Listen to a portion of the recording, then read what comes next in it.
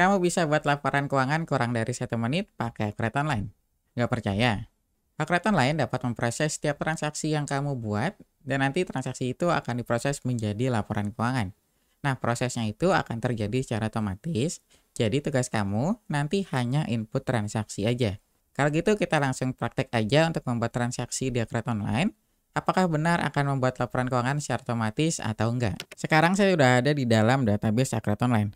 Nah, kita sama-sama buktikan bagaimana caranya membuat laporan keuangan dengan Accurate Online. Apakah benar-benar akan otomatis atau enggak? Kalau gitu sekarang kita cek aja laporan keuangannya. Di sini buka daftar laporan. Nah, nanti kan Accurate Online ini sudah menyediakan lebih dari 200 jenis laporan keuangan. Nanti kamu tinggal buka aja apa yang kamu butuhkan. Nanti di sini anaknya itu Accurate Online membagi semua laporan yaitu sesuai dengan posnya masing-masing. Jadi kamu kalau mau lihat laporan keuangan tinggal kamu klik aja keuangan, terus nanti kita juga ada laporan persediaan, ada laporan utang, piutang, sampai nanti yang terakhir itu ada laporan lain-lain di sini. Nah, nanti kita buka di sini laporan keuangannya itu laporan raja. Kita cek di sini. Nah, kemudian nanti kita buka juga laporan laba rugi di sini. Nah, kayak gini. Nah, ini kan masih pada nol semua. Nah, sebenarnya kalau untuk Accurate Online ini tugas kamu itu hanya untuk pencatatan transaksi aja. Nah, jadi nanti setelah kamu catat transaksi, data transaksi kamu itu akan diolah oleh Accurate Online nanti untuk pembuatan laporan yang kamu butuhkan. Jadi nanti pembuatan laporan itu sebenarnya otomatis. Jadi yang saya bilang tadi sebelumnya, tugas kamu itu hanya catat transaksi aja. Nah, sekarang kalau kita lihat di sini kan masih nol semuanya nih. Ini juga masih nol semuanya. Nah, sekarang saya isi dulu nih saldo awalnya. Kita kan belum ada nih saldo awal kasnya. Jadi nanti kita langsung buat transaksi aja. Jadi nanti sekalian kita lihat pergerakan laporannya. Pertama saya isi dulu akun perkiraan untuk kas N bank saya. Saya isi saldo awalnya. Kita isinya di bank BC aja. Kita isi contohnya 100 juta. Nah, kita punya saldo awal di bank BCA senilai 100 juta.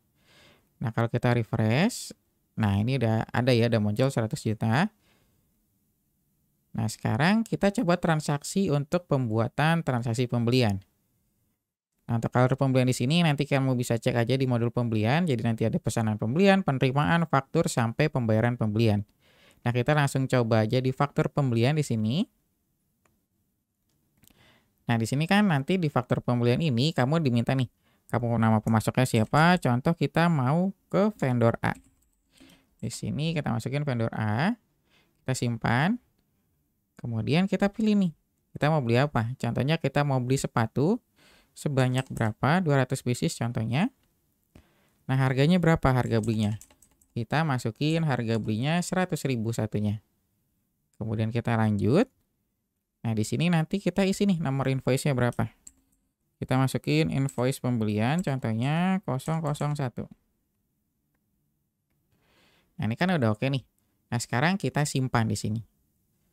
Nah, ketika kamu input faktur pembelian, nanti kita udah ada laporan yang bergerak. Jadi udah ada barang masuk di sini, nanti kamu bisa cek. Ini kan masih nominalnya baru 100 juta aja nih. Sekarang kita refresh. Nah, nanti di sini muncul nilai persediaan sebanyak 20 juta. Karena kan tadi kita udah beli barang nih, kita beli sepatu. Nah, barang tersebut udah masuk ke perusahaan kita. Nah, kemudian selain itu nanti ada utang usaha. Jadi kita punya hutang ke supplier tadi. Karena kan kita belum bayar, kita baru terbitin invoice saja, baru kita ditagih tadi. Nah, selain itu, selain ini kan kita masuknya ke laporan keuangan. Kita juga ada laporan pendukung karena tadi kita berkaitannya dengan hutang. Nanti kamu bisa lihat laporan hutangnya. Di sini ada faktur belum lunas yang bisa kamu cek. Nah, nanti kelihatan nih, kita punya utang tuh ke siapa aja dan nominalnya berapa. Nanti terlihat di sini. Nah, terus bagaimana caranya kalau kita mau bayar hutang tersebut? Sekarang nih kita coba close dulu di sini. Nah, sekarang kita masukin pembayarannya. Kita masuk ke fitur pembayaran pembelian. Nah, kita masuk di sini. Nah, nanti kita pilih mau bayarnya ke supplier mana. Karena tadi kita belinya itu ke vendor A. Kita bayar ke vendor A, kemudian kamu pilih nih. Kamu mau bayar itu pakai apa? Pakai kas kecil, bank BCA, atau deposito. Jadi nanti semua akun kas dan bank yang kamu punya akan muncul di sini. Nah, tadi kan kita ada saldo di bank BCA. Kita pakai bank BCA untuk bayar.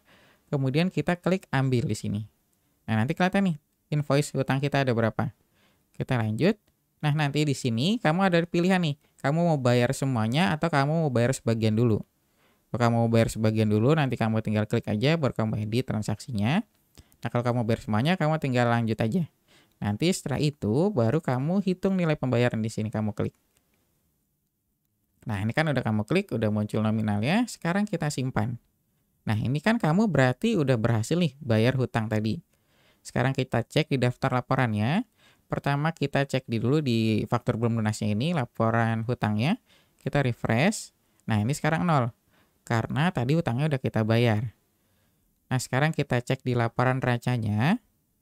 Ini kan tadi ada persediaan 20 juta sama utang usaha nih. Otomatis kan tadi kita udah bayar utang usahanya pakai Bank BCA. Nah, harusnya kan ininya 0, terus Bank BCA-nya akan berkurang. Coba sekarang kita refresh. Nah, dia nanti langsung berubah. Jadi utang usahanya 0 karena tadi utangnya udah kita bayar. Nah, di Bank BCA-nya itu akan berkurang karena kita tadi bayarnya 20 juta. Nah, selain laporan ini, nanti kamu juga bisa lihat laporan persediaan karena kan tadi ada barang masuk nih. Kamu bisa cek kartu stoknya. Nah, nanti kamu tinggal pilih nih barangnya, kemudian kamu tampilkan. Nah, nanti kelihatan. Jadi sepatu ini tadi saldo awalnya kan kosong.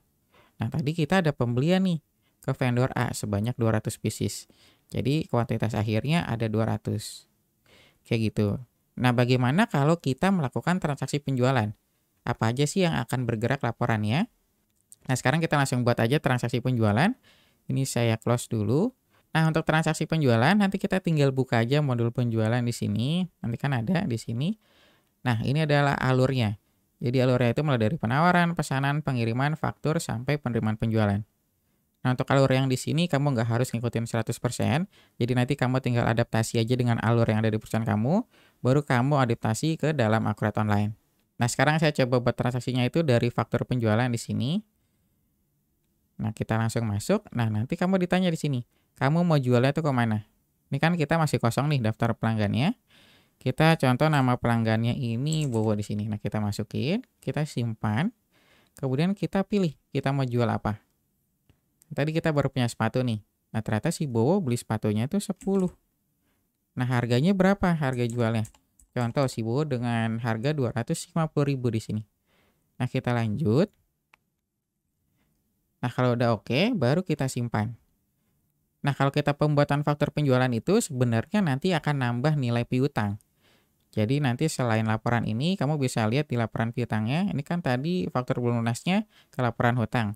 Sekarang kita bisa lihat laporan piutangnya. Di sini kita buka lagi faktur belum lunas. Nah, nanti muncul di sini. Kita ada piutang usaha nih. Sebanyak 2.500.000. Terus kita lihat kartu stoknya. Kan tadi udah ada barang keluar. Otomatis ada lagi mutasinya. Nah, nanti kelihatan. Ada faktur penjualan ke Bowo namanya. Sebanyak 10 pieces. Jadi kuantitas akhirnya itu 190 pieces. Nah, sekarang coba kita lihat di laporan laba ruginya. Apakah ada perubahan? Nah, ini udah ada perubahan. Jadi kita udah ada penjualan dengan HPP senilai 1 juta. Jadi kita dapat laba kotornya itu 1.500.000. Nah, sekarang kita lihat di laporan racanya apa ada perubahan juga. Coba kita refresh. Nah, nanti ini kelihatannya kayak gini. Jadi kita ada piutang usaha senilai 2.500.000. Terus nanti nilai persediaannya juga akan berkurang. Karena tadi kan ada barang yang keluar. Jadi ini ya berkurang. Nah, proses selanjutnya adalah kita mau lihat nih pelunasannya. Jadi ini kita close dulu. Sekarang kita masuk ke proses selanjutnya. Proses selanjutnya adalah penjualan. Nanti kita pilih ke penerimaan penjualan. Nah, ini adalah untuk pengakuan pendapatan. Atau kita juga nanti untuk pembayaran hutang pelanggannya. Jadi nanti nilai piutang kita akan 0. Sekarang kita tinggal pilih aja. Nama pelanggan itu siapa? Kan tadi kita namanya Bowo. Nah, terus kita pilih nih. Uang itu akan masuk ke mana? Contoh kita mau masuknya ke kas kecil. Nah, sekarang kita tinggal tarik invoice-nya. Baru kita klik hitung nilai pembayaran di sini. Kalau udah oke, baru kita simpan.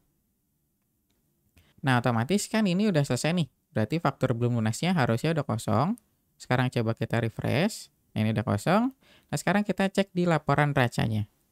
Ini tampilannya begini. Ini masih ada piutang usahanya senilai 2.500.000. Sekarang kita refresh. Nah, piutang usahanya akan 0 dan kas kecilnya akan bertambah 2.500.000. Berarti kan kita udah nerima uang nih 2.500.000 ke kita. Makanya tadi piutang usahanya jadi 0, kemudian kas kecilnya akan bertambah senilai 2.500.000. Nah, selain itu di dalam perusahaan itu kan biasanya ada beban-beban operasional. Contohnya itu kayak bayar listrik, bayar telepon, atau bayar transport. Nah, itu gimana cara penginputannya? Dan apa yang berubah di laporannya? Nah, sekarang coba kita tes untuk pembuatan transaksi biaya operasionalnya. Ini saya close dulu sebentar. Nah, ini saya close untuk laporan piutangnya karena kita udah nggak berpengaruh. Ini juga saya close. Nah, nanti kita cek nih di laporan neraca sama laba ruginya. Apakah ada perubahan? Sekarang kalau untuk pencatatan biaya operasional, nanti kita catatnya di sini. Di buku besar, maaf, di kas and bank. Nah, nanti ada pembayaran di sini. Nah, nanti di fitur ini kamu ditanya nih, kamu mau pakai akunnya apa? Contoh kita mau pakai Bank BCA bayarnya. Nah, nanti kamu tinggal pilih nih, kamu mau bayarnya apa? Contoh kita beban telekomunikasi, biaya telepon di sini senilai 200.000 contohnya. Kita simpan. Nah, kemudian biaya apa lagi di sini? Contoh saya mau bayar listrik. Saya ada listriknya itu 500.000 contohnya. Oh, maaf. Di sini saya isi 500.000. Kemudian kita lanjut, baru kita simpan. Nah, ini kita udah berhasil nih, bayar biaya operasional. Kita cek lagi sekarang di daftar laporannya, di laporan racanya apakah ada perubahan. Coba kita lihat. Nah, di sini kita ada perubahan. Jadi nanti di sini akan berkurang nih, nominal akun kas kita. Nah, kemudian coba kita lihat di laporan laba ruginya. Nah, ini kan tadi tampilannya begini nih. Harusnya nanti di sini akan bertambah karena kita tadi udah catat biaya operasional. Coba sekarang kita refresh. Nah, nanti baru bertambah di sini. Jadi tadi kan kita ada pendapatan, ada penjualan senilai 2.500.000. Nah, dari 2.500.000 itu kita punya beban pokok penjualan. Kita ada HPP-nya itu senilai 1 juta. Berarti kita punya laba kotornya itu senilai 1.500.000. Nah, ternyata kita ada beban operasional, yaitu adalah listrik dan telepon, senilai 700.000. Jadi dari 1 juta ini dikurang 700.000, berarti kita punya laba bersihnya itu 800.000 di sini. Nah, jadi enaknya kayak gitu, pakai Accurate Online. Jadi nanti semua laporannya itu otomatis. Yang tadi saya bilang sebelumnya, tugas kamu itu hanya input transaksi aja. Nah, selain itu, semua laporan yang ada di Accurate Online ini, kamu ada fitur modifikasi. Jadi nanti kamu bisa modif lagi sesuai dengan kebutuhan kamu. Dan semua laporan di Accurate Online juga nanti bisa kamu ekspor. Nah, pilihan ekspornya nanti kamu bisa ekspor dalam bentuk PDF ataupun Excel. Jadi nanti kamu tinggal sesuaikan aja dengan kebutuhan yang ada di perusahaan kamu. Nah, itu tadi adalah penjelasan tentang cara membuat laporan keuangan di Accurate Online. Jika kamu ada pertanyaan lainnya, kamu bisa tulis di kolom komentar. Terima kasih sudah menonton video ini sampai selesai. Sampai jumpa di video selanjutnya.